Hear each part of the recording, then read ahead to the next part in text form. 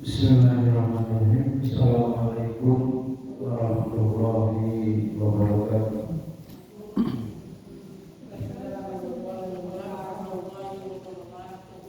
Alhamdulillah, nahmaduhu wa nasta'inuhu wa nastaghfiruh wa na'udzu billahi min shururi anfusina wa min sayyiati a'malina may yahdihillahu fala mudilla lahu wa may yudlilhu fala hadiya lahu. Asyhadu an la ilaha illallah wahdahu la syarika lah wa asyhadu anna Muhammadan abduhu wa rasuluh. Wallahu ta'ala wa na'udzu billahi minasy syaithanir rajim. Bismillahirrahmanirrahim. Ya ayyuhalladzina amanu taqullaha haqqa tuqatih wa la tamutunna illa wa antum muslimun. Rasulullah sallallahu alaihi wasallam masyarakat tarikon ya kami sebagai ilman Assalamualaikum tarikon ila jannah. Sudah syukur marilah kita panjatkan kehadirat Allah Subhanahu wa taala, segala curahan nikmat dan karunia-Nya. Alhamdulillah pada pagi ini kita dapat kembali bermajelis ilmu untuk membahas akidah, bagian daripada ilmu yang fardu ain yang harus kita pelajari.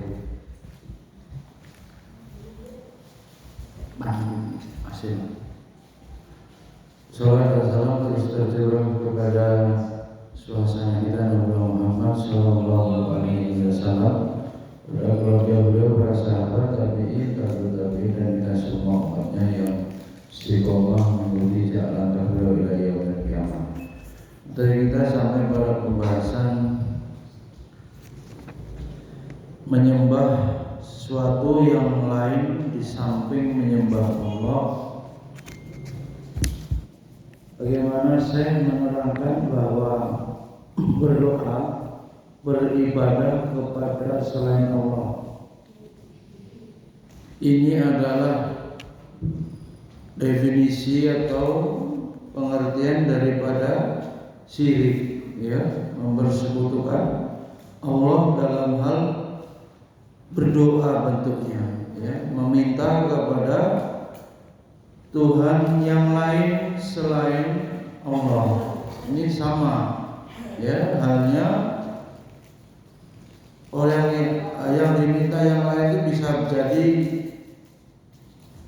malaikat, ya, jadi minta atau berdoa kepada malaikat, atau rasul, ya, atau wali yang dianggap wali, atau batu, ya, ataupun seorang manusia yang mereka sembah sebagaimana mereka menyembah Allah. Ini sebagaimana mereka menyembah Allah. Bentuk ibadah tersebut bisa berupa, ya, bentuknya apa? Perhatikan, bentuknya berupa berdoa. Jadi ibadah itu, syirik itu diantaranya perbuatannya dalam bentuk berdoa, kemudian meminta bantuan, ya, kepada selain Allah itu, kemudian mempersembahkan ini apa namanya, kurban atau bernazar kepada selain Allah itu, dan bentuk-bentuk lainnya yang itu adalah syirik besar atau syirkul akbar. Saya kemudian merinci bentuk-bentuknya. Pada pertemuan kali ini kita kaji ada 4, ya, ada 4. Cukupkan waktu, ada 4. Yang pertama, syirik dalam berdoa. Orang melakukan aktivitas doa, merendahkan diri kepada selain Allah. Ini syirik dalam masalah doa. Orang yang diminta itu selain Allah itu bisa jadi nabi, tadi ya, bisa jadi malaikat, atau yang dianggap wali gitu. Dengan apa? dengan bentuk perbuatan yang perbuatan itu kategorinya dapat mendekatkan diri mereka. Nah ini ya, ibadah itu ya taqarrub ya, bagaimana seorang hamba itu bisa sampai kepada Allah, bisa dekat, bisa ingat kepada Allah ya. Bentuk-bentuknya juga seperti perbuatan amalan sholat ya, istighosah, isti'anah, serta berdoa kepada orang yang sudah mati atau yang tidak hadir, dan lain-lain yang merupakan perbuatan yang seharusnya itu untuk siapa? Untuk Allah, tetapi apa? Diberikan kepada selain Allah. Tulis di tasnya sudah.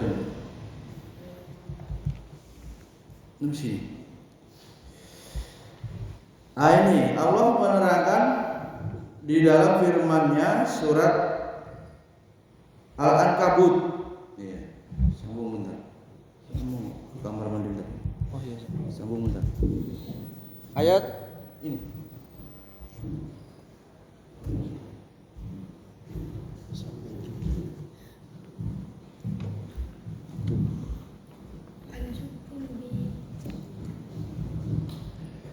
Bismillahirrahmanirrahim. Bagi mohon izin menggantikan tuan guru kita, karena kedua beliau lagi ada halangan ke kamar mandi bentar ya. Baik, kami lanjutkan sebagaimana yang telah disampaikan oleh beliau. Allah Subhanahu wa taala berfirman yang berbunyi, fa idza raqibu fil fulki da'u Allah mukhlishina lahu-d-din falamma najjahum ilal birri idahum yushrikun. Nah, itu dalilnya. Yang terjemahannya apa? Maka apabila mereka naik kapal, mereka berdoa kepada Allah dengan memurnikan ketaatannya kepadanya, maka tatkala Allah menyelamatkan mereka sampai ke darat, tiba-tiba mereka kembali mempersekutukan Allah. Nah, itu terkait dengan dalilnya. Jadi kesyirikan yang pertama yang dijelaskan di sini, sebagaimana yang disampaikan Tuan Guru kita, yaitu syirik di dalam berdoa. Ketika seseorang hamba berdoa, kemudian ia menyampingkan Allah Subhanahu wa taala dan mendahulukan permohonannya, hajatnya, doanya melalui selain daripada Allah, maka itu bisa dihukumi dosa syirik.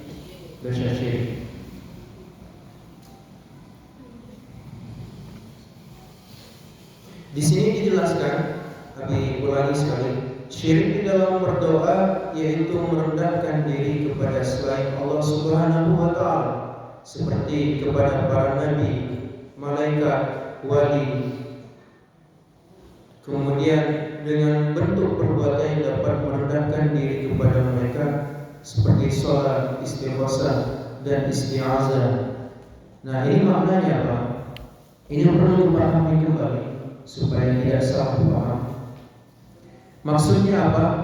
Ketika kita di dalam berdoa, kemudian kita menyampingkan Allah, menduakan Allah.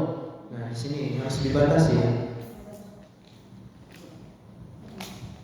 Atau menggantikan Allah dengan makhluknya, maka ini dikatakan syirik di dalam berdoa. Nah, jadi adabnya seperti apa?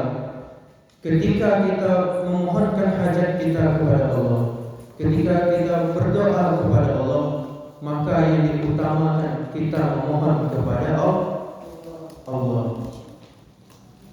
Kemudian setelah Allah adab di dalam berdoa, barulah kita berwasilah kepada para nabi nabi, rasul dan yang lainnya. Nah, jadi di sini harus dibatasi. Apabila tidak kita batasi, layaknya seperti orang-orang awam, maka apa yang akan terjadi? Maka di dalam berdoa akan hadirlah yang namanya dosa syirik di dalam berdoa. Kemudian yang berikutnya, yang kedua yaitu syirik di dalam niat. Di dalam kitab dijelaskan sebagaimana yang terdapat di dalam buku syarah 3 landasan utama ini menjelaskan bahwa maksudnya adalah yakni manakala melakukan ibadah tersebut semata-mata ingin dilihat orang atau untuk kepentingan dunia semata. Kami lanjutkan di sini, kembalikan kepada guru. Baik, sekian, terima kasih. Assalamualaikum warahmatullahi wabarakatuh.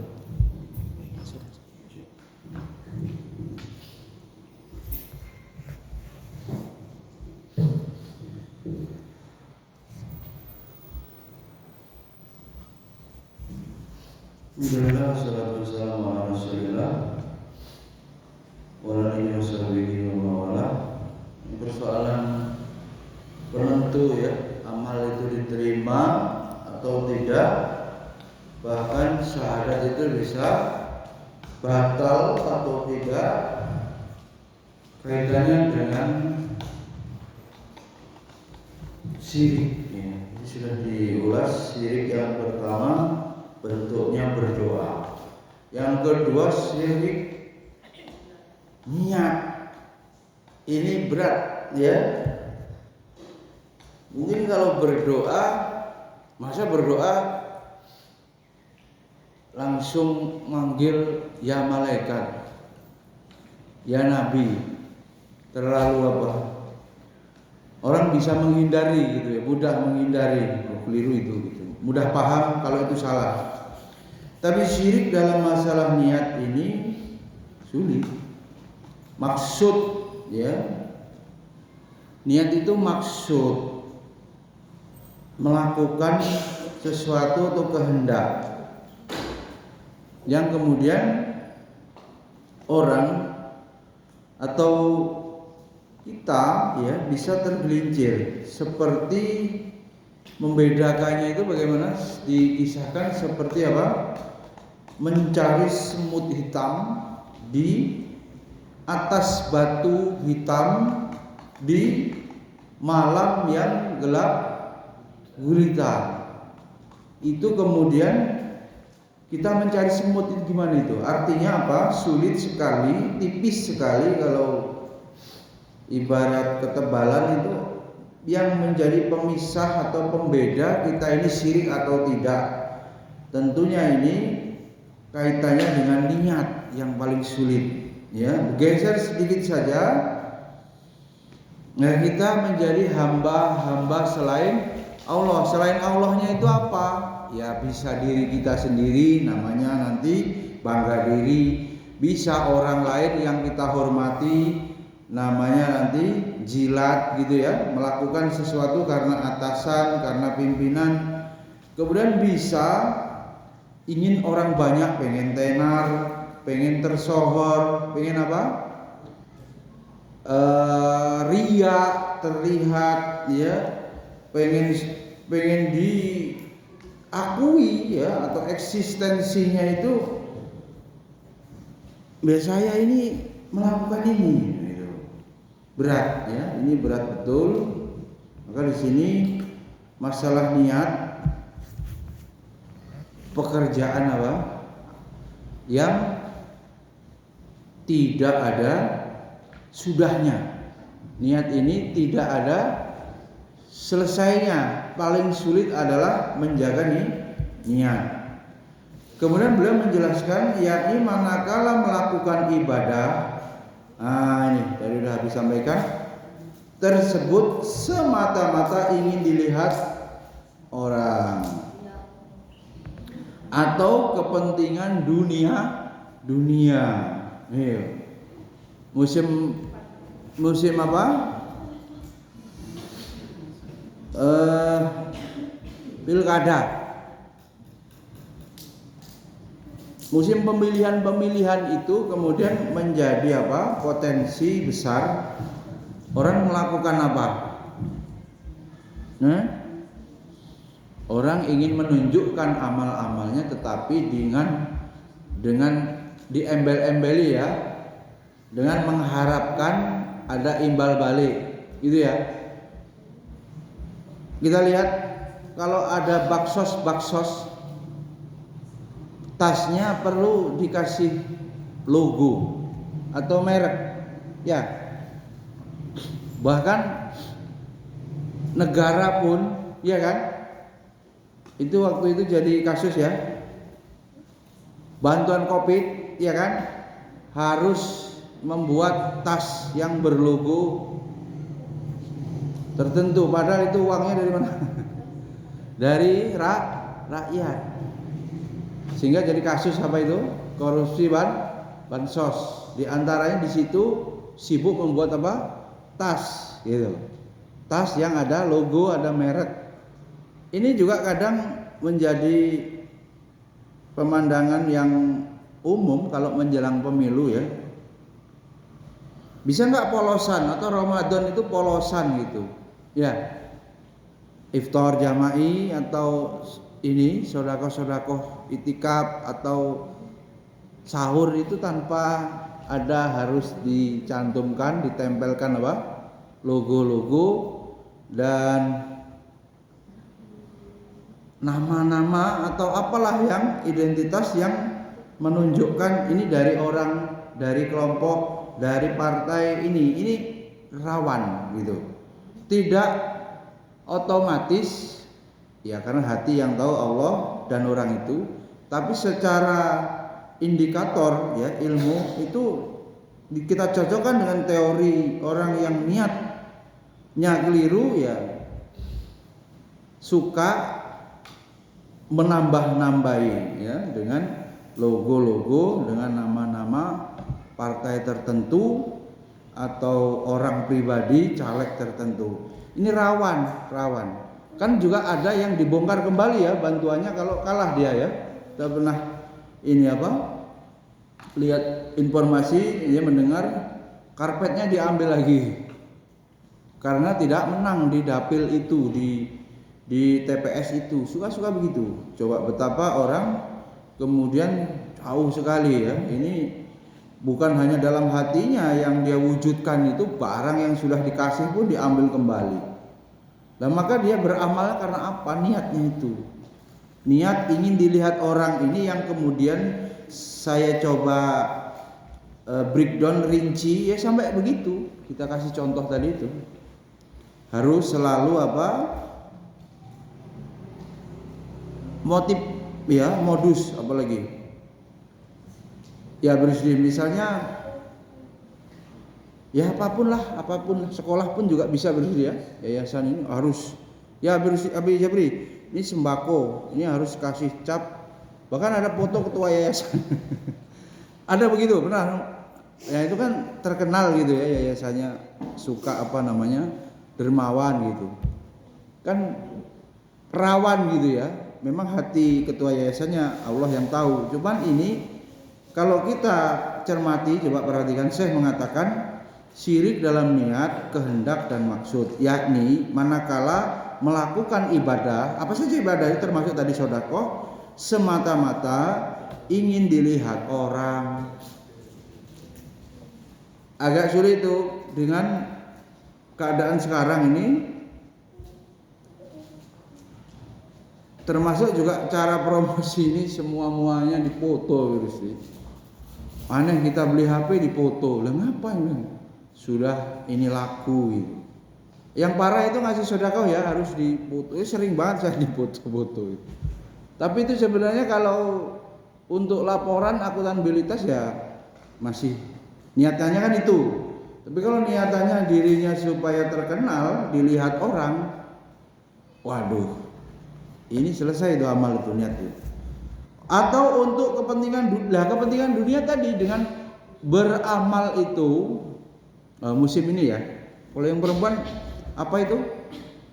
Mbak Ida, musim apa? Apa itu? Musim mendekati pemilu banyak yang pakai kerudung, ya kan? Jilbab. Oh, berarti tanda-tandanya sudah mau pemilu. Cuma untuk apa? Untuk menarik simpati. Biasanya dia tidak memakai jilbab pas ada acara ini. Itu kan beramal kemudian untuk kepentingan dunia supaya mendapatkan simpati, supaya umat Islam mau memilih nanti kalau dia mau mencalonkan sebagai apapun, DPR Wapres presiden, sudah dikenal dengan di kalangan orang jamaah pengajian, ibu-ibu itu misalnya. Jadi kehidupan ini banyak betul topengnya ya, pura-puraan ya, sendagurau hidup ini, mataul hurur ya, kesenangan yang menipu, panggung sandiwara orang itu. Nah, orang-orang yang ini harus mencoba belajar firasat, membaca batin itu, nggak bisa loh. Ya bisa nggak bisa. Minyak dan air nggak bisa. Masa burung merpati berteman sama harimau, kan nggak bisa, dimakan lah itu. Nggak bisa kan? Jadi tidak akan bisa menyatu, dan kita tidak bisa berpura-pura kalau Allah memberikan firasat orang mukmin itu mendekati kebenaran. Modus, motif itu ketahuan gitu. Orang ini mau ngapain? Ini kalau dalam perilaku sehari-hari yang ini kemudian menjadi sangat menyakitkan ya. Siapa yang paling tersakiti di sini? Allah. Wong semuanya itu harusnya untuk Allah, tapi untuk selain Allah dengan berbagai macam bentuknya tadi. Ya, dengan perbuatan-perbuatan riya, perbuatan-perbuatan ujub, perbuatan-perbuatan sombong yang itu bermuara pada menyakiti Allah Subhanahu wa taala yang harusnya diibadahi atau ditauhidi, diesakan, malah dipersekutukan dalam hal niat, ya, niat yang kemudian melahirkan perbuatan. Mangkana yuridul hayata dunya wa zinataha nuwaffi ilaihim a'malahum fiha wa hum fiha la yubkhasun. Ulaika alladzina laisa lahum fil akhirati ilan nar wa habita ma sana'u fiha wa batilum ma kanu ya'malun. Sesiapa menghendaki kehidupan dunia dan perhiasannya, tuh, pernak-pernik yang menghiasi dunia itu, niscaya kami berikan kepada mereka balasan pekerjaan mereka di dunia dengan sempurna. Loh, sudah selesai di dunia. Apa yang dia cari? Penghormatan. Apa yang dia cari? Materi, kemewahan. Sudah Allah berikan, ya. Di dunia ini sudah diberikan. Dan mereka di dunia itu tidak akan dirugikan. Udah Allah kasih. Itulah orang-orang yang tidak memperoleh akhirat. Maka disyariahkan ngajarnya itu. Ya, ngajarnya itu apa yang diterima dari transferan bendahara itu bukan menjadi tujuan supaya nanti masih ada. Bukan masih ada lagi, memang yang diharapkan itu yang kekal abadi, pahala di akhirat nanti. Kalau diniatkannya untuk transferan gaji itu saja atau mungkin pujian, wah, Mbak Ida ini bisa berprestasi. Apa ini anak TK yang aktif? Siapa tuh? Rafa, siapa lagi? Brizam, itu bisa 1 juz 1 tahun. Luar biasa. Siapa? Yayasannya? Enggak, pasti gurunya.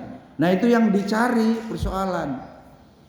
Maka dalam implementasinya bagaimana jadinya Habib Rusdi? Supaya Habib Rusdi sudah sering sampaikan, khutbahnya sampai lupa. Karena Habib Rusdi sudah usul rasa-rasanya sama Allah ya, Habib Jabri, sampai umatnya kelang kabut. Amin, amin. Wah, Habib Rusdi ini harus peka. Habib Rusdi sudah sangat bahagia membaca ayat, menerangkan ayat, itu rasanya ya nggak ada capeknya gitu, ya nggak ada pegelnya. Nah, ternyata ketika seperti itu Habib Rusdi, ya, bagaimana kita melihat penerapan ikhlas ini, penerapan ya lawannya kan syirik nanti. Syirik ini supaya benar anunya tauhid kita ini berat ya, kalau dipuji-puji itu berat. Manusia senang dipuji apa dicela? Puji, dan dipuji itu beresiko amalannya gugur sebab dia akan merasa bangga. Itu makanya pentingnya tazkiyatun nafas yang harus dipelajari. Itulah yang kemudian wajib menjadi penyelamat amal. Apa yang dicari? Jadi di sini tidak ada lagi bagiannya lagi di akhirat karena sudah diselesaikan urusan bagiannya di dunia, dan itu mungkin materi yang tidak seberapa, kan rugi kan? Sudah tidak seberapa. Mana dalam kuliah itu kita sampaikan, cobalah yang ingin kaya berhentilah jadi guru itu, atau yang calon guru, cobalah buka. Apakah profesi paling kaya itu gaji paling bonafit apa paling besar itu sebagai guru? 5 besar, 10 besar, 20 besar, sampai 100 besar pun mungkin guru tidak termasuk untuk dari jalur profesi yang gajinya besar. Maka pindah saja, berhenti saja, nggak usah melalui jalur itu. Dan di sini kemudian diterangkan berarti apa? Ada bagian di akhirat yang akan kita peroleh kalau kita bisa ikhlas, tidak sampai melakukan syirik dalam hal niat atau kehendak ini. Ya, kalau sampai itu bisa kita peroleh, apa bisa ada dalam hati kita, aman. Memang semuanya yang diharapkan Allah. Bekerja sebaik-baiknya, ya Allah melihat, gitu kan? Ada yang ngawasi, ada yang uji, ada yang ini nggak jadi masalah, nggak jadi tujuan, nggak jadi pertimbangan. Yang dipertimbangkan hanya keridhaan Allah. Saya sudah mengajar dengan benar. Ini bagian daripada perjuangan melanjutkan tugas dakwah para nabi. Saya berada di status berjuang aman. Udah. Kalau masuk ke rumah orang Habib Rusdi, ruqyah, home visit, pasien, ada foto gitu. Bagus, Habib Jabri ya, foto Habib Jabri, kepala SMP Islam apa gitu. Ketua Yayasan Habib Rusdi. Wah, luar biasa. Hebat banget sekolah ini. Oh iya, ini lahir dari sekolah ini para penerima beasiswa, para juara gitu ya. Habis itu gimana Brisdi? Luar biasa. Tersanjung, dipuji. Bagaimana perasaannya itu? Kuat nggak itu? Kalau tidak kuat, atau yang pasang baleho banner itu mencari apa? Mencari simpati, mencari pujian. Supaya berbalik pada dicoblos kan, itu keuntungan dunia. Kalau sudah dicoblos menang, gajinya besar sebagai anggota DPR. Sulit nggak itu menjaga hatinya? Sulit. Maka kalau orang lemah imannya nggak usah. Maka kalau dicari kalender Ica nggak ketemu Habib Jabri, nggak dibuat karena lemahnya ketua yayasan untuk menghadapi pujian-pujian itu. Antum kan belum pernah ketemu wali yang anaknya merasa berhasil sekolah di kita. Udah belum? Pujiannya luar biasa itu, nenggelamin kita. Kata Nabi, kalau orang dipuji itu lebih baik disawur. Disawur itu apa? Ambil pasir, dilemparkan ke muka, itu lebih baik daripada apa? Kita menikmati pujian. Lebih baik disawur. Maknanya itu apa? Merontokkan seluruh amal capek-capek keikhlasan antum mendidik itu selesai. Gimana tadi? Itu semuanya harus kepada Allah, tapi malah selesai berhenti pada pujian. Berat Habib Rusdi. Berat betul itu. Ya. Jadi yang ikhlas, yang semata-mata karena Allah, itu bagaimana quote-quote-nya atau kata-kata bijaknya itu? Dipuji tidak terbang, ya kan? Dicaci tidak tumbang. Jadi nggak ada masalahnya, nggak ada urusannya dengan makhluk. Wah, berat itu, ya. Kalau implementasinya, wah, ini mau taklim nih, masjid nih. Tak sapu tak pel lah, nanti diomel-omelin sama yang mau kayak masjid. Itu gimana melakukan amalnya itu? Sulit ya. Kalau karena Allah bagaimana? Mau ada taklim, mau ada tidak, Allah melihat masjidnya harus bersih, rumah ibadah, rumah Allah. Apa yang dicari? Keridhaan Allah. Enggak ada sangkut pautnya dengan apa ini ngamuk-ngamuk, enggak ada sangkut pautnya dengan mau dipakai. Itu berat ya, berat betul ya. Itulah orang yang tidak memperoleh akhirat itu yang sudah selesai ditukar atau memperoleh wa inna malikul imri'in manawa itu ya, dia akan memperoleh dari apa yang diniatkan. Ada enggak yang niat menuntut ilmu itu keliru? Ada enggak? Ya santri Lutfi, apa menuntut ilmu niatnya? Ikhlas karena Allah. Tasmi nanti apa besok karena Allah. Enggak takut omelan dari guru, enggak takut omelan dari orang tua.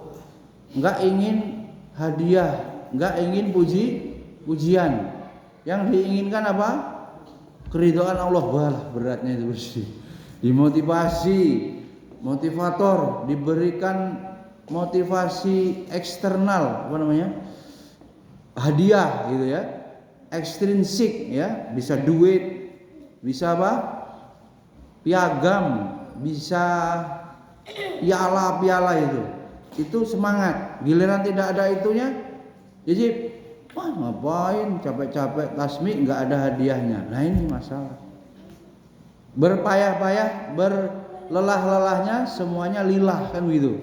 Ya, lelah lillah, nggak ada urusannya itu. Dihargai ya oleh guru, dipuji oleh guru, dikasih hadiah orang tua itu bukan tujuan, atau dapat beasiswa bukan tujuan. Ini urusan masalah niat ini aduh berat. Termasuk menyekolahkan anak itu kayak investasi, yuk keliru.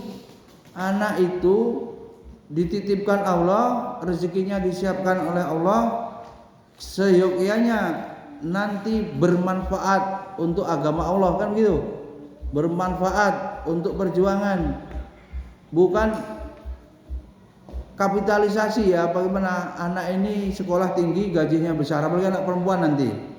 Ada yang begitu? Ada ya? Cobalah kamu cari suami yang anak sultan gitu. Ya kan? Tuan apa namanya itu? Pangeran ya. Nanti kamu hidupnya enak, orang tua ikut ke bawah enak. Ada dulu begitu ya, yang nikah sama anak raja di Malaysia itu. Akhirnya malah diseksa itu ya. Nah, itu siapa itu? Manuhara kalau nggak salah masuk berita itu. Silet apa diapain itu? Di zolimi. Ya karena orang biasa apa namanya? Suaminya apa? Orang kerajaan ya. Hati itu ya. Apa anak itu? Worldview lagi, worldview cari pandang terhadap anak anugerah, anak titipan Allah. Ya, berapa banyak orang yang harus bayi tabung, nggak punya anak, ratusan juta. Bahkan gagal pula ada, nggak punya keturunan. Nah, yang diberi keturunan ini meskipun mungkin bandel, jengkelkan, tetap ya. Itulah yang melanjutkan. Bahkan itulah amal nanti akan terus mengalir apabila orang tuanya sudah meninggal dan terus turun temurun memperoleh pahala dari anaknya itu. Hadirin, ini urusan sangat berat ya, urusan sangat berat. Ada yang bisa memastikan atau tidak? Diapain? Ada alatnya. Kalau sidang sambo itu ada itu alat secara digital bisa melihat wajah, menilai suara omongan saksi-saksi yang atau terdakwa yang bohong, tidak jujur kesaksiannya. Siapa itu yang Kuat Ma'ruf itu lucu itu kan, kata alatnya bohong, tidak jujur. Nah, itu bisa dideteksi begitu. Sekarang ini kalau sekiranya ada, coba betul kita ikhlas kepada Allah, jujur, gimana itu ngetesnya itu? Dari hati, lubuk hati yang paling dalam, Allah itu nganggep kita itu apa? Nganggep diri kita itu hamba yang bagaimana? Kepastian itu apa orang ikhlas, apa orang riya, itu apa orang tukang munafik ya. Itu sangat sulit. Kalau ada alatnya itu maulah. Dan ternyata kita di hadapan Allah, kamu ini banyak pura-pura, enggak kholis. Ikhlas itu kan murni gitu, ya. Enggak asli. Kalau ibarat madu itu madu yang tercampur. Nah, ini kalau amalan ini niatan gitu tercampur apa? Di awal tadi disampaikan bahwa pekerjaan yang paling sulit, yang tidak berkesudahan adalah menjaga niat. Apalagi niat ini tempatnya di hati din. Hati ini apa? Sifatnya berbolak-balik. Seperti apa? Air mendidih yang kita rebus, air itu kemudian airnya berbolak-balik, nggak tenang, itulah hati kita. Maka orang gampang berubah, kecuali orang-orang yang mukhlasin, kecuali orang-orang yang dijaga oleh Allah untuk terus istiqomah, ya. Dan itu sedikit biasanya.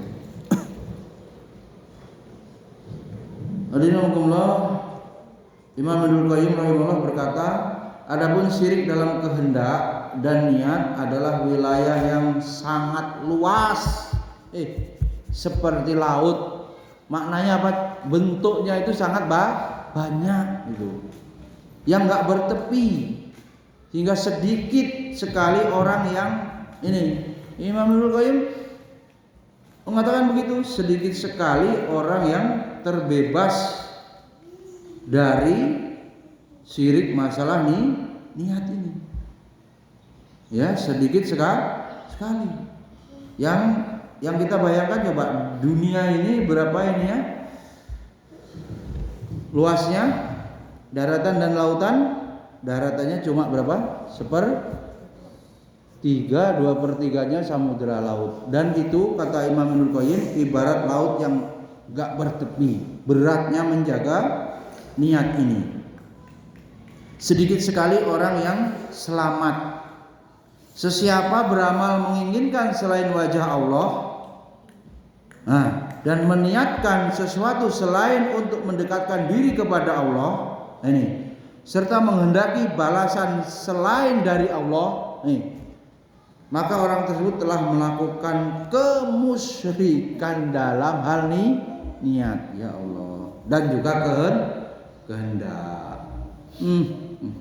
Sulit. Ada bisa kasih contoh profil manusia ikhlas yang mukhlisin? Pasti sulit, ya. Syirik dalam niat ini dan kehendak ini dikategorikan sebagai syirik akbar. Nggak main-main, syirik besar. Jika dilakukan dalam bentuk yang telah kita terangkan tadi, kata beliau, yaitu pada dasarnya ia melakukan amalan tersebut karena riya semata atau untuk kepentingan dunia, keuntungan dunia semata, sama sekali tidak menghendaki wajah Allah atau negeri akhirat. Jenis amalan seperti ini tidak mungkin dilakukan oleh seorang mukmin yang sejati, ya. Islam-islaman ya begitu. Mukmin yang namanya mukmin enggak mungkin. Karena seorang mukmin bagaimanapun lemah keimanannya,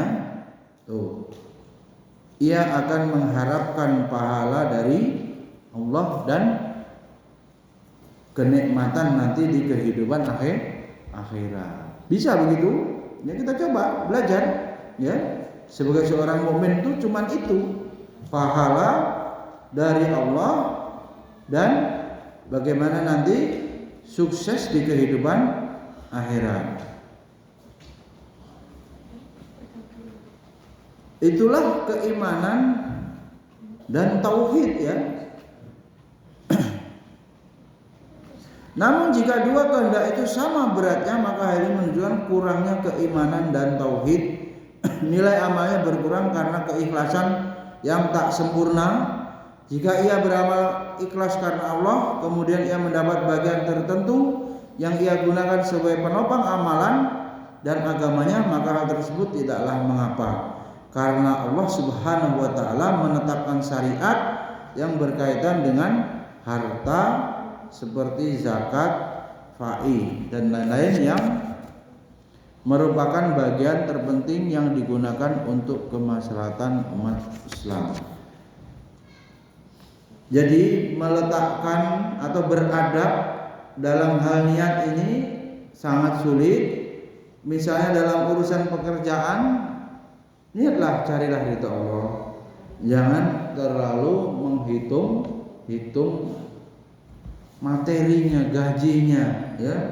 Ini ada bayarannya enggak ini? Ngawal sholat duha. Ya sholat, masa harus semuanya dibayar gitu.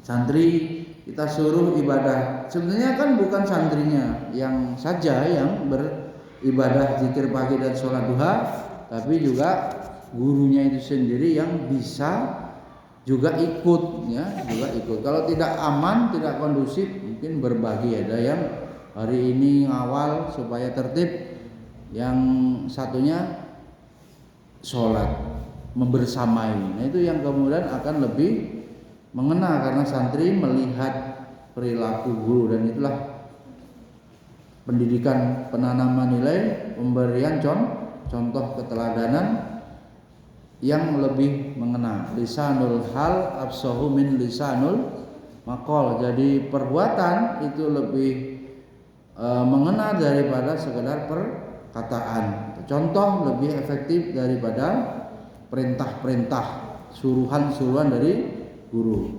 Jadi nomor itu yang kedua. Yang ketiga, syirik dalam bentuk ketaatan. Andri, Din. Pertama tadi syirik dalam apa? Doa. Kedua syirik dalam hal niat kehendak. Yang ketiga syirik dalam hal ketaatan. Manut. Taat itu manut, tunduk, pasrah, mengikuti perintah, yaitu menjadikan sesuatu sebagai pembuat syariat. Kan pada akhirnya yayasan saja ada aturan, pemerintah apalagi aturan banyak. Nah, berhidup ini ada aturan syariat. Nah, yang buat syariat itu yang kuasa, yang punya hak mutlak cuma Allah. Nah, ini ada pembuat syariat selain Allah yang kemudian ditaati oleh manusia. Nah, ini apalagi isi aturannya itu bertentangan dengan aturan Allah. Jadi menjadikan sesuatu sebagai sekutu. Musyari' yang membuat, yang berhak membuat syariat itu Allah, kemudian ini orang ada yang menandingi membuat syariat, dan manusia yang lain ridho mau mengikuti syariat yang dibuat dari manusia atau selain Allah itu, atau mau berhukum menjadikan hukum tersebut ya sebagai agamanya dalam hal menetapkan halal dan haram. Ini halal haram ini ya sembarangan ya. Setelah orang memahami akidah tauhid, maka orang harus mempelajari masalah halal dan haram gitu supaya selamat ya. Kemudian halal haram dalam ibadah juga, siapa yang boleh menetapkan ibadah itu ya, cara bagaimana melaksanakannya ya, itu pembuat syariat yang kuasa, bukan makhluk ya. Kemudian penetapan hukum dan penyelesaian masalah itu ditaati mestinya berdasarkan hukum syariat Islam, karena orang Islam gitu, bukan dengan syariat buatan manusia. A'udzubillahi minasyaitonirrajim. Ittakhadhu ahbarahum wa ruhbanahum arbabam min dunillah wal masih ibn maryam wa ma umiru illa liya'budu ilahan wahidan La ilaha illa huwa subhanahu amma yusyrikun. Allah menegaskan dalam surat At-Taubah ayat 31, mereka menjadikan orang-orang alimnya. Berarti apa ini? Orang alimnya dan rahib-rahibnya. Ini biasanya ya agama lain rahibnya itu, ustadznya itu ya, kalau kita ustadznya, orang alimnya itu kemudian diberi otoritas untuk memutuskan hukum lah ini. Dan ternyata putusan itu ya, cara memutuskan hukumnya itu, menetapkan hukum itu bukan berdasarkan Islam, hukum Islam ya. Mereka sebagai rob selain Allah, mereka ini jadi Tuhan selain Allah karena mereka ditaati gitu. Rahib nggak boleh menikah ya, apa itu? Biarawati dalam agama Kristen. Kok ini diikuti orang Islam? Nggak boleh nikah beda agama, dihalalin boleh. Nikah sejenis LGBT boleh, padahal dalam syariat nggak boleh. Yang menghalalkan mengharamkan ini kemudian menjadi tandingan daripada selain Allah. Yang mentaati jadi syirik, yang ditaati jelas dia malah ngaku sebagai tandingan daripada Allah. Ahbarahum waruhbanahum arbab. Arbab ini sembahan-sembahan selain Allah dalam bentuk ketaatan. Maka kalau ada aturan yang dibuat oleh lembaga atau apa yang bertentangan dengan syariat Islam yang aslinya dalam syariat Islam haram, di situ dihalalkan, ya dia jadi Tuhan. Yang mengikuti aturan itu jadi penyembah daripada ketaatan itu, taat melakukan amalan itu, ya dia melakukan syirik dalam ketaatan. Sebab apa? Allah Subhanahu wa taala menerangkan dan juga menjadikan Rob Al-Masih putra Maryam, Al-Masih putra Maryam yang mana dijadikan Tuhan. Padahal Al-Masih itu Nabi Isa kemudian bukanlah sebagai Tuhan, bukan mula disebut apa? Anak Allah, enggak ada. Allah tidak punya anak, lam yalid wa lam yulad ya. Padahal mereka hanya disuruh menyembah ilah yang Maha Esa saja. Jadi manusia itu hanya disuruh menyembah Allah yang Maha Esa saja. Tidak ada ilah yang berhak disembah selain Allah. Kemudian Maha Suci Allah dari apa yang mereka persekutukan. Dan Allah taala Adi bin Hatim ya,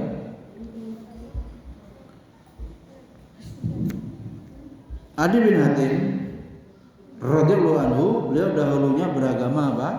Nasrani ya, Kristen. Saat mendengar Rasulullah Shallallahu alaihi wasallam membaca ayat ini, sahabat Adi bin Hatim ini kemudian berkata, "Kami ya Rasul, kami tidak menyembah mereka." Ngeyel begitu. Rasulullah menjawab, "Bukankah tatkala mereka mengharamkan apa yang dihalalkan Allah, kalian ikut?" Ini poinnya, taat itu dan mengikuti tadi.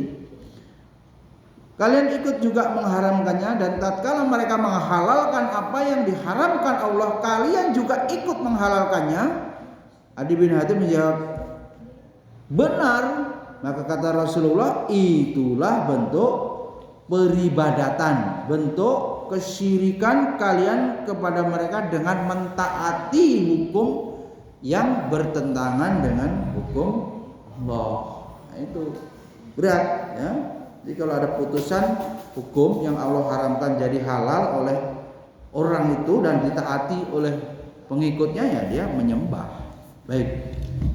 Itu yang ketiga. Kemudian yang keempat, yang keempat syirik dalam hal ini kecintaan mahabbah, mencintai ya, yaitu mengambil makhluk sebagai tandingan bagi Allah Subhanahu wa taala. Mereka mencintainya tuh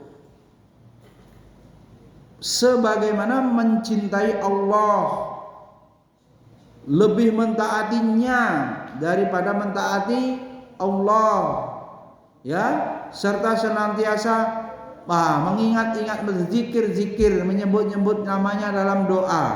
Ya.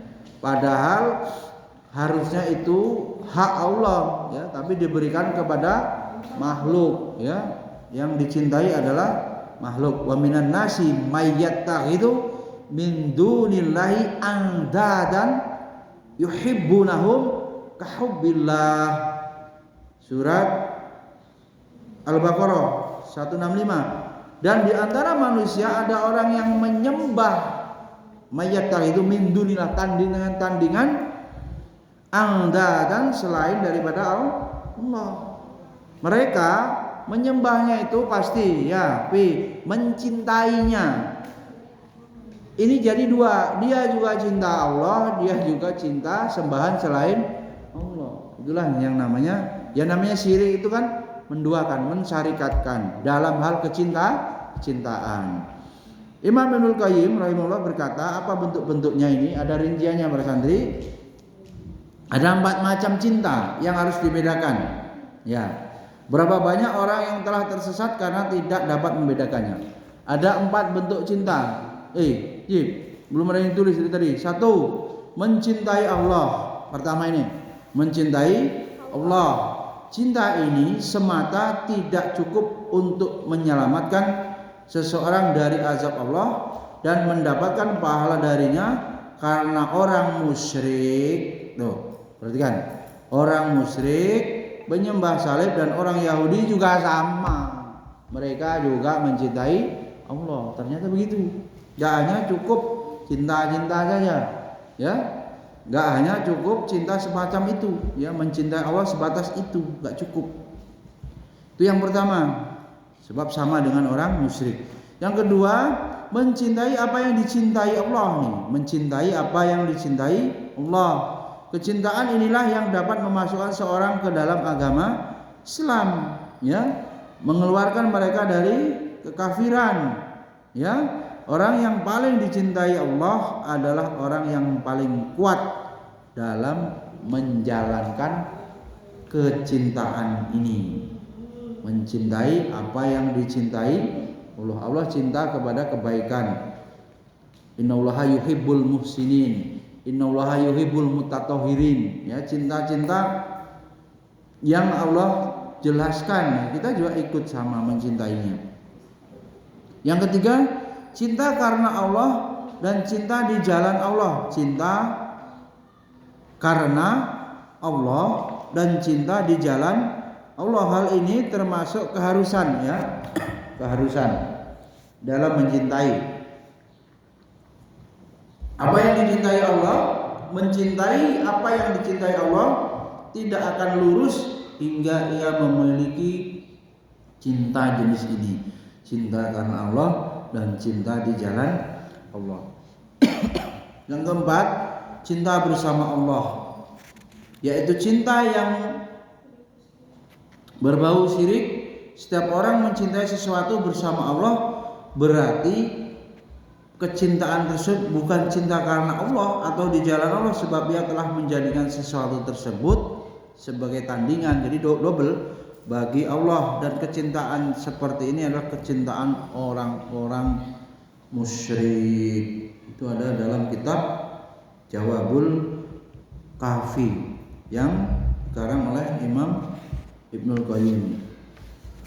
Hadirin rahimakumullah, ya, adapun syirik kecil, ya, tadi syirik besar, sekarang syirik kecil ialah setiap apa yang dilarang oleh syariat yang dapat membuka jalan menuju syirik besar. Syirik kecil itu pada akhirnya nanti akan membawa kepada sarana menuju syirik besar.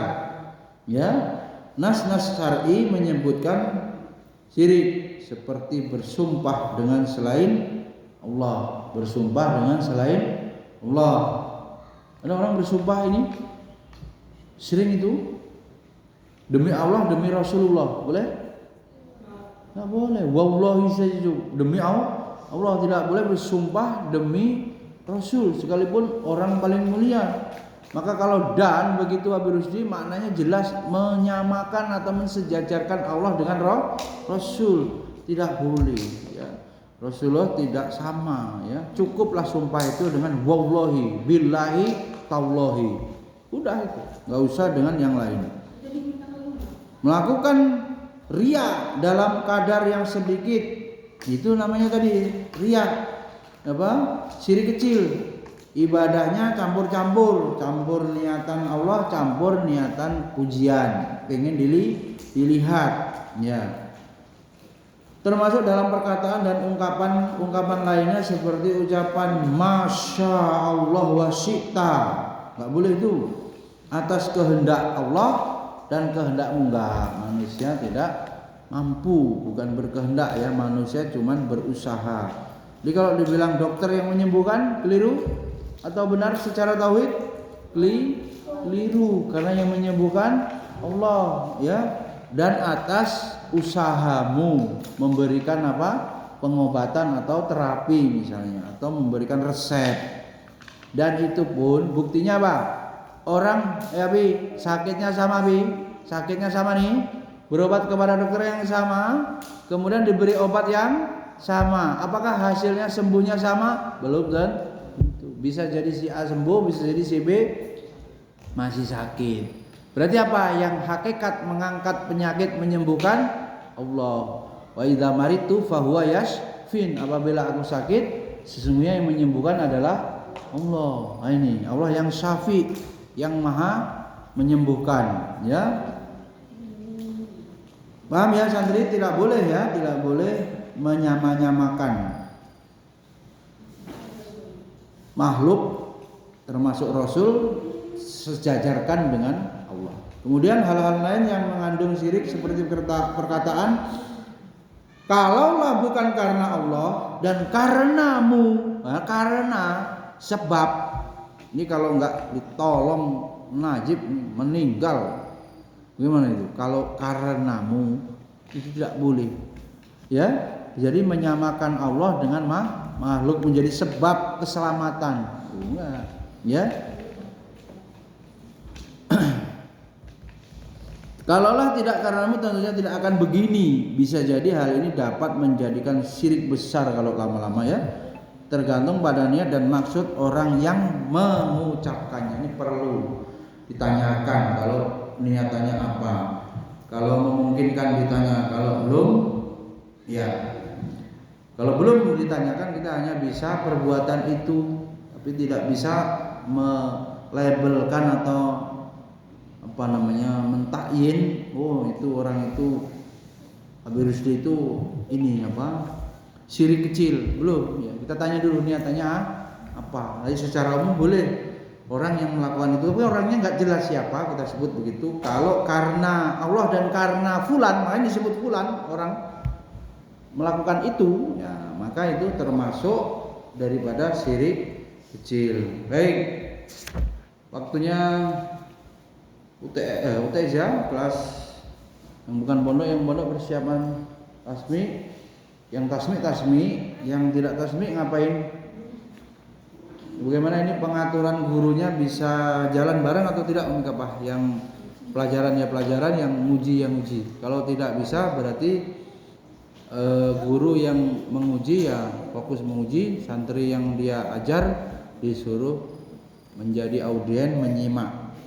Semoga bisa diatasi ya kegaduhannya. Kalau nggak bisa ya dipisahkan, nanti coba disampaikan di grup. Tapi kalau sesuai jam tahfiznya ujiannya maka bisa, tidak masalah, tidak mengganggu pelajaran yang terus. Jadi di sini suka begitu, ujian berjalan, pelajaran berjalan. Hanya mungkin kalau kurang pas tumburan. Tapi kalau udah diatur pas sesuai pelajaran itu tidak ada yang rawan terlantar. Ada pertanyaan? Kalau ada masih ada waktu, boleh ditanyakan 4 menit atau berapa ini. Para santri coba biasakan bertanya ya, bertanya. Tanda paham atau belum paham juga ditanyakan jadi tuntas.